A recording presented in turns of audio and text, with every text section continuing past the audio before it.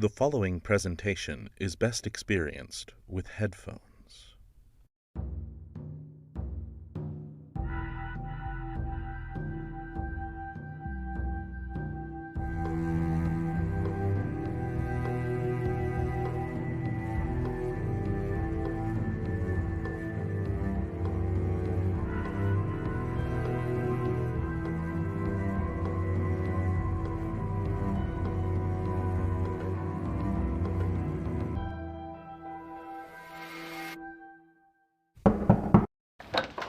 Greetings, honored guests.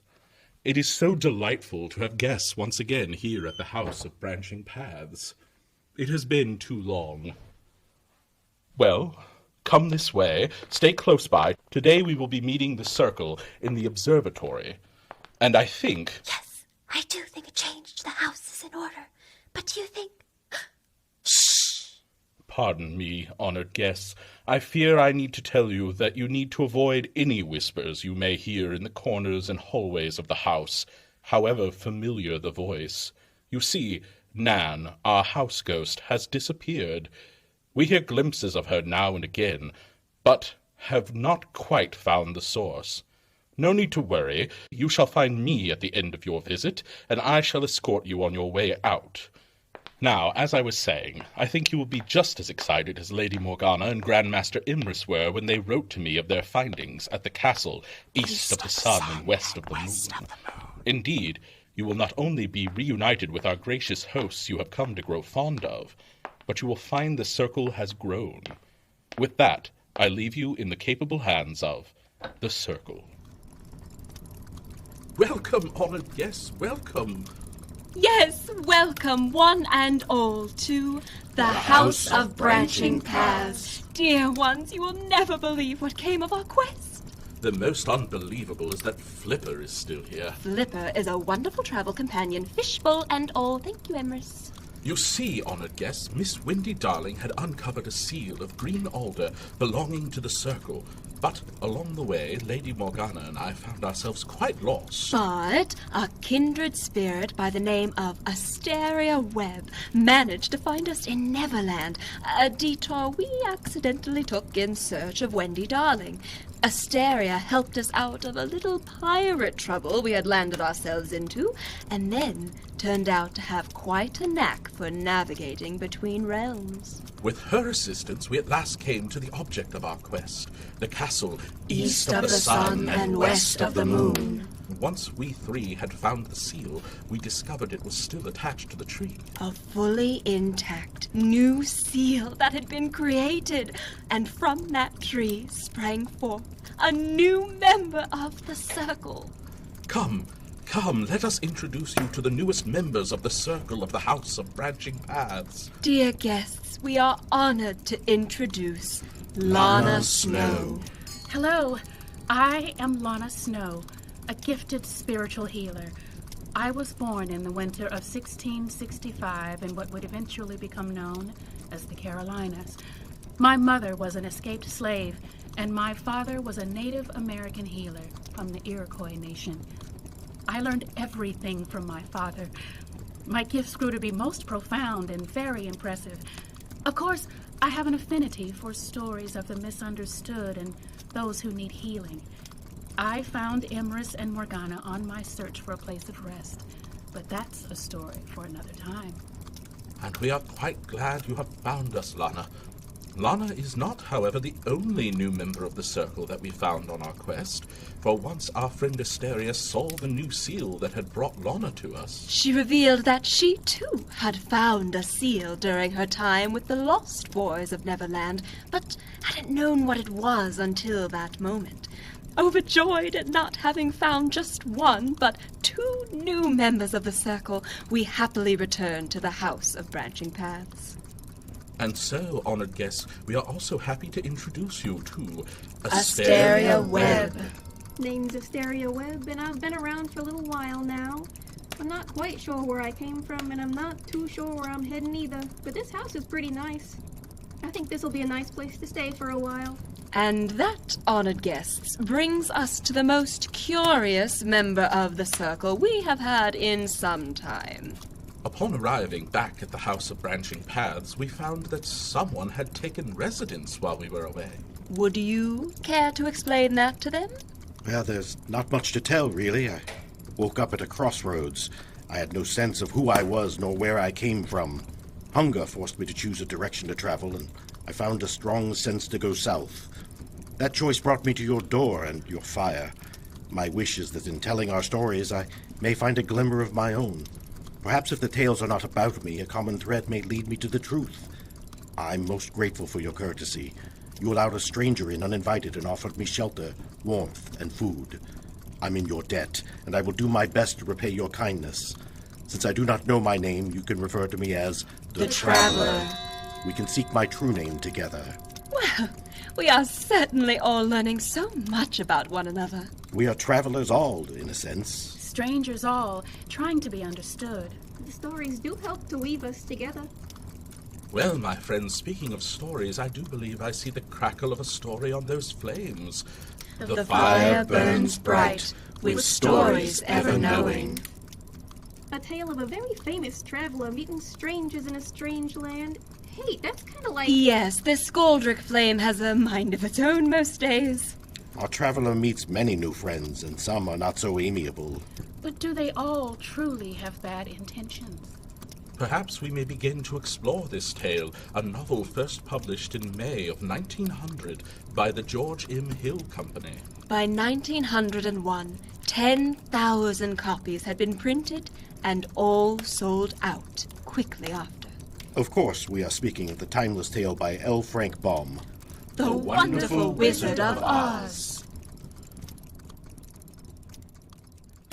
Dorothy lived in the midst of the great Kansas prairies with Uncle Henry and Aunt Em. The farm Dorothy lived on was incredibly Gray. It was Toto that made Dorothy laugh. Toto was not gray. He was a little dog with long, silky hair and small, dark eyes that twinkled merrily on either side of his nose. Toto played all day long, and Dorothy played with him and loved him dearly. Today, however, they were not playing. Uncle Henry looked anxiously at the sky, which was even grayer than usual. From the far north and south, they heard a low Wail of the wind. and Uncle Henry and Dorothy could see where the long grass bowed in waves before the coming storm. Suddenly, Uncle Henry stood up. There's a cyclone coming, Em. I'll go look after the stock. Aunt Em dropped her work and came to the door. One glance told her of the danger close at hand. Quick, Dorothy, run for the cellar! Dorothy called out. Toto, come on! Then a strange thing happened. The house whirled around 2 or 3 times and rose slowly through the air. The north and south winds met where the house stood and made it the exact center of the cyclone. It was very dark, and the wind howled horribly around her. But Dorothy found she felt as if she were being rocked gently, like a baby in a cradle. In spite of the swaying of the house and the Wailing. wind, Dorothy soon closed her eyes and fell fast Asleep. She was awakened by a shock and thought to herself, I wonder what has happened now. Dorothy sat up and noticed that the house was not moving. She sprang from her bed and with Toto at her heels ran and opened the door. I simply couldn't believe what I saw out of my doorstep. There were lovely patches of greensward all about, with banks of gorgeous flowers. But while I stood looking at the strange sights, I noticed a group of people coming toward me, and all were oddly dressed. They wore round hats that rose to a small point a foot above their heads, with little bells around the brims that tinkled sweetly as they moved. One, who was dressed more grandly than the others and seemed in charge, spoke. You are welcome, most noble sorceress, to the land of the Munchkins. We are so grateful to you for having killed the Wicked Witch of the East and for setting our people free from bondage. Dorothy listened to this speech with wonder and thought, What could the person possibly mean by calling me a sorceress and saying I had killed the Wicked Witch of the East? but the person evidently expected her to answer aloud, so Dorothy said with hesitation, You are very kind, but there must be some mistake. I have not killed anything. Your house did anyway, and that is the same thing. See? she continued, pointing to the corner of the house. There are her 2 feet, still sticking out from under the block of wood. There, indeed, just under the corner of the great beam the house rested on, 2 feet were sticking out, wearing Silver shoes. Ah, oh dear, the house must have fallen on her. Whatever shall we do? There's nothing to be done.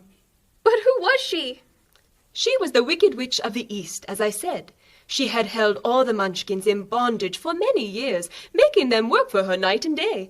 Now they are all set free, and are grateful to you for the favor. Who are the Munchkins? They are the people who live in this land of the East, where the Wicked Witch ruled. Are you a Munchkin? Oh, no, but I am their friend, although I live in the land of the North. When they saw the Witch of the East was dead, the Munchkins sent a swift messenger to me, and I came at once. I am the Witch of the North. Oh, gracious. Are you a real witch? Yes, indeed, but I am a good witch, and the people love me. I am not as powerful as the Wicked Witch who ruled here, or I should have set the people free myself. But I thought all witches were wicked. Oh, no, that is a great mistake. There were only 4 witches in all the land of Oz, and 2 of them, those who lived in the north and the south, are good witches. Those who dwelt in the east and the west were indeed wicked witches. But now that you have killed one of them, there is but one wicked witch in all the land of Oz, the one who lives in the west. But Aunt Em has told me that the witches were all dead years and years ago. Who is Aunt Em? She is my aunt who lives in Kansas, where I came from. I do not know where Kansas is, for I have never heard that country mentioned before. But tell me, is it a civilized country? Oh, yes. Then that accounts for it. In the civilized countries, I believe there are no witches left. No wizards, nor sorceresses, no magicians. Who are the wizards? Well, there is one that is the most wonderful. The Wizard of Oz. He is more powerful than all the rest of us together. He lives in the City of Emeralds. If he is all powerful, do you think he could get me back to Kansas? I do not know myself. You must go to the City of Emeralds yourself. Perhaps Oz will help you. Where is the city? It is exactly in the center of the country, and is ruled by Oz, the great wizard I told you of. Is he a good man? He is a good wizard. Whether he is a man or not, I cannot tell, for I have never seen him. How can I get there? You must walk. It is a long journey through a country that is sometimes pleasant and sometimes dark and terrible. However, I will use all my magic arts I know of to keep you from harm. Won't you go with me? Oh, no, I cannot do that. But I will give you my kiss, and no one will dare injure a person who has been kissed by the Witch of the North. Now, for your journey, the road to the City of Emeralds is paved with yellow brick. When you get to Oz, do not be afraid of him, but tell your story and ask him to help you. Goodbye, my dear. The witch gave Dorothy a friendly little nod, whirled around on her left heel 3 times, and straightway disappeared. Dorothy turned back to her house to prepare for her journey, and saw on the table the silver shoes that had belonged to the Witch of the East. She said to Toto, These will be much more comfortable than my old shoes. I think I'll put these on for my walk. Come along, Toto. We will go to the Emerald City and ask the Great Oz how to get back to Kansas again. There were several roads nearby, but it did not take Dorothy long to find the one paved with yellow bricks. Within a short time, she was walking briskly toward the Emerald City. When she had gone several miles, she thought she would stop to rest, and so climbed to the top of the fence beside the road and sat down. There was a great cornfield beyond the fence, and not far away she saw a scarecrow placed high on a pole to keep the birds from the ripe corn. Dorothy leaned her chin upon her hand and gazed thoughtfully at the scarecrow.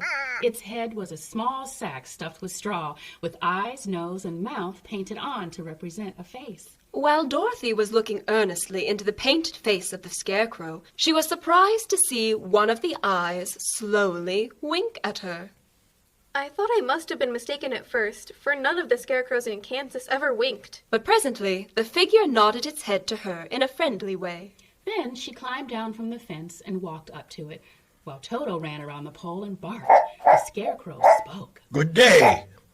Did you speak? Certainly. How do you do? I'm pretty well, thank you. How do you do? I'm not feeling well, for it is very tedious being perched up here night and day to scare away crows. Can't you get down? No, for this pole is stuck up my back. If you will please take away the pole, I shall be greatly obliged to you. Dorothy reached up both arms and lifted the figure off the pole. For being stuffed with straw, it was quite light. Oh, thank you very much. I feel like a new man. Who are you and where are you going? My name is Dorothy, and I'm going to the Emerald City to ask the Great Oz to send me back to Kansas. Where is the Emerald City and who is Oz? Why, don't you know? No, indeed, I don't know anything. You see, I'm stuffed, so I have no brains at all. Oh, I'm awfully sorry for you. Do you think if I go to the Emerald City with you that Oz would give me some brains? I cannot tell, but you may come with me if you like. If Oz will not give you any brains, you'll be no worse off than you are now. That is true. You see, I don't mind my legs and arms being stuffed because I cannot get hurt. If anybody tries to tread on my toes or sticks a pin into me, it doesn't matter, for I can't feel it.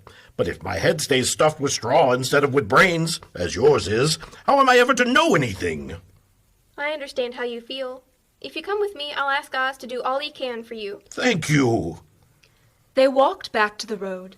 Dorothy helped Scarecrow over the fence, and they started along the path of yellow brick for the Emerald City. Toto, however, was not sure of their new companion as he sniffed and inspected Dorothy's new friend. Don't mind Toto, he never bites. Oh, I'm not afraid. He can't hurt the straw. There is only one thing in the world I'm afraid of. What is that? A lighted match. The pair continued on until the Scarecrow asked, Tell me something about yourself and the country you come from. So Dorothy told him all about Kansas, and how gray everything was there, and how the cyclone had carried her to this land of Oz. The Scarecrow listened carefully and said, I cannot understand why you should wish to leave this beautiful country and go back to the dry, gray place you call Kansas. That is because you have no brains. No matter how dreary and gray our homes are, we people of flesh and blood would rather live there than in any other country, be it ever so beautiful. There is no place like home. Of course, I cannot understand it. If your heads were stuffed with straw like mine, you would probably all live in beautiful places, and then Kansas would have no people at all. The pair traveled for a long while until they stopped for water and food in the forest for Dorothy. They were about to go back to the road of yellow brick when they were startled to hear a deep groan nearby.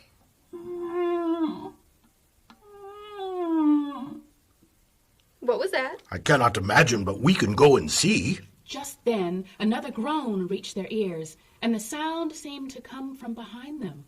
One of the big trees nearby had been partly chopped through, and standing beside it, with an uplifted axe in her hands, was a person made Entirely of tin. Her head and arms and legs were jointed upon her body, but she stood perfectly motionless, as if she could not stir at all. Dorothy looked at her in amazement and asked, Did you groan? Yes, I did. I've been groaning for more than a year, and no one has ever heard me before to come help me. What can I do for you? Get an oil can and oil my joints. They are rusted so badly that I cannot move them at all. If I am well oiled, I shall soon be all right again. You will find an oil can on the shelf in my cottage. Dorothy at once ran to the cottage and found the oil can, and then she returned and asked anxiously, Where are your joints? Oil my neck first. Now, oil the joints in my arms. The Tin Woodcutter gave a sigh of satisfaction and lowered her axe, which she leaned against the tree. Ah, this is a great comfort. I have been holding that axe in the air ever since I rusted, and I'm glad to be able to put it down at last. Now, if you will oil the joints of my legs, I shall be all right once more. So they oiled her legs until she could move them freely, and she thanked them again and again for her release, for she seemed a very polite creature and very grateful. Oh, thank you, thank you, thank you. I might have stood there always if you had not come along, so you have certainly saved my life. How did you happen to be here? We are on our way to the Emerald City to see the Great Oz, and we stopped nearby for food and water. Why do you wish to see Oz? I want him to send me back to Kansas. And I want him to put a few brains into my head. The Tin Woodcutter appeared to think deeply for a moment. Then she said, Do you suppose Oz would give me a heart? Why, I guess so. It would be as easy to give the Scarecrow brains. True. So if you will allow me to join your party, I will also go to the Emerald City and ask Oz to help me. Come along. I would be pleased to have your company. And so the three all passed through the forest until they came to the road that was paved with yellow brick. Suddenly, the Scarecrow stumbled into a hole and rolled over to the side of the road. Oh, please help me. Why didn't you walk around the hole? I don't know enough. My head is stuffed with straw, you know, and that is why I'm going to Oz to ask him for some brains. Oh, I see. But after all, brains are not the best things in the world. Have you any? No, my head is quite empty, but once I had brains and a heart also. So, having tried them both, I should much rather have a heart. How long will it be before we are out of the forest? I cannot tell, for I have never been to the Emerald City. I do know that it is a long journey through a dangerous country. But I'm not afraid, so long as I have my oil can, and nothing can hurt the Scarecrow or you while you bear upon your forehead the mark of the Good Witch's kiss, and that will protect you from harm. But Toto, what will protect him? We must protect him ourselves if he is in danger. Just as she spoke, there came from the forest a terrible roar, and the next moment a great lion bounded into the road. With one blow of his paw, he sent the Scarecrow spinning over, and then he struck at the Tin Woodcutter. Oh! Toto, no! Little Toto ran barking toward the lion, and the great beast had opened his mouth to bite, when Dorothy rushed forward and slapped the lion upon his nose as hard as she could, while she cried out, Don't you dare to bite Toto! You ought to be ashamed of yourself, a big beast like you, to bite a poor little dog. I didn't bite him. No, but you tried to. You are nothing but a big coward. I know it. I've always known it, but how can I help it? I don't know, I'm sure. To think of your striking a stuffed man like the poor Scarecrow. Is he stuffed? Asked the lion in surprise, as he watched her pick up the Scarecrow and set him up on his feet while she patted him into shape again. Of course he's stuffed. That's why he went over so easily. It astonished me to see him whirl around so. Is the other one stuffed also? No, she's made of tin. That's why she nearly blunted my claws. When they scratched against the tin, it made a cold shiver run down my back. What is that little animal you are so tender of? He is my dog, Toto. Is he made of tin or stuffed? Neither. He's, a meat dog. No, he's a curious animal and seems remarkably small. Now that I look at him, no one would think of biting such a little thing, except a coward like me. What makes you a coward? It's a mystery. I suppose I was born that way. All the other animals in the forest expect me to be brave, for the lion is everywhere thought to be the king of beasts. I learned that if I roared very loudly, every living thing was frightened and got out of my way. If the elephants and the tigers and the bears had ever tried to fight me, I should have run myself. I'm such a coward. But that isn't right. The king of beasts shouldn't be a coward. I know it. It is my great sorrow, and it makes my life very unhappy. But whenever there is danger, my heart begins to beat fast. Where are you all going to? We are going to see the Great Wizard of Oz. The wizard? Oh, do you think Oz could give me courage? Just as easily as he could give me a heart. Or give me brains. Or send me back to Kansas. Then, if you don't mind, I'll go with you, for my life is simply unbearable without a bit of courage. You will be very welcome, for you will help to keep away the other wild beasts. It seems to me they must be more cowardly than you if they allow you to scare them so easily. They really are, but that doesn't make me any braver, and as long as I know myself to be a coward, I shall be unhappy. The new companions began walking on, when suddenly the Tin Woodcutter stepped upon a beetle and killed the poor little thing. This made the Tin Woodcutter very unhappy as she cried. Oh, no! I'm always careful not to hurt any living creature. She wept several tears, and as they ran slowly down her face and over the hinges of her jaw, they rusted. Dorothy and the lion were confused when she could not open her jaw, but it was the Scarecrow that seized the oil can and oiled the woodcutter's jaws, so that after a few moments she could talk as well as before. This will serve me a lesson to look where I step. For if I should kill another bug, I should surely cry again, and crying rust my joints so that I cannot speak. So once more the little company set off upon the journey. With the lion walking with stately stride, The Tin Woodcutter walking protectively, the Scarecrow walking with wonder, and Toto walking happily, all at Dorothy's side. To meet the Great Wizard of Oz. The end. What a splendid story choice for our first time together. I hope we get to revisit Miss Dorothy. There's so much to explore in Oz. I knew Dorothy. I saw her at a party once. The dress was beautiful, something out of this world. Maybe because it was from Oz. Oh, I love bringing things back from other realms. Just the other day, I was looking through my trinkets and found a conch from Atlantis. Maybe a party would be a good idea. I believe I've heard some dissent from other members of the house, namely our dear ghost. Perhaps a party would cheer her up. Morgana and I are delightful hosts. Oh, yes, we do need to use the ballroom more. I like to hear about other party hosts' ideas, though. Who did you say yours was, Asteria? Oh, we never saw him. Nasty rumors about him, though. I didn't know what to believe. I hate to cut you short, my friends, but the fire is burning quite low. Well, perhaps another time. For now, honored guest, we must say goodbye. Yes, my friends, I do believe I see the crackle of a story on those flames, but for next time. The fire burns low, with stories ever glowing. Honored guest, come, follow me, for you mustn't stay at our house for too long. We do so enjoy your visits, but it is important to return you home, or you may become a permanent resident. Stay close behind, my guests, and whatever you do, don't answer any voices you may hear on the way out. And she was a Especially, beautiful and swan. it pains me to say this, Nans.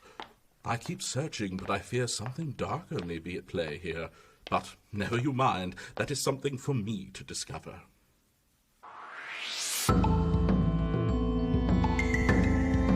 You have been listening to The House of Branching Paths, a theatrical podcast experience brought to you by Round Two It Productions, created by Mark Kilmer and Carol Ann Miller, with featured artists Kimmy Kidd, Bill Blanky, and Caitlin Sowers, with music by Elegy. For even more content, join us on our Patreon, or for more stories like these, be sure to visit your local library. Thank you for joining us, honored guests, and remember, the fire may burn low, but the stories are ever glowing.